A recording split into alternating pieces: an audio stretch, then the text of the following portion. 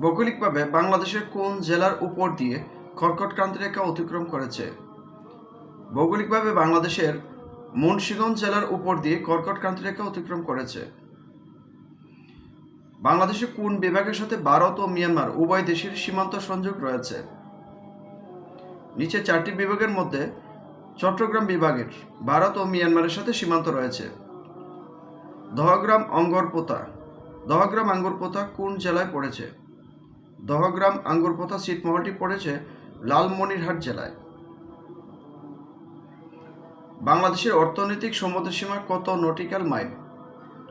বাংলাদেশের অর্থনৈতিক সমুদ্রসীমা 200 নটিক্যাল মাইল। বাংলাদেশের সর্ব উত্তরের জেলা কোনটি? বাংলাদেশের সর্ব উত্তরের জেলা হচ্ছে পঞ্চগড়।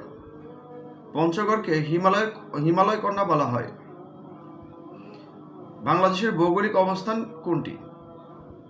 বাংলাদেশের ভৌগোলিক অবস্থান হচ্ছে 88 ডিগ্রি 1 দ্রাঘিমাংশ থেকে 92 ডিগ্রি 41 পূর্ব দ্রাঘিমাংশে।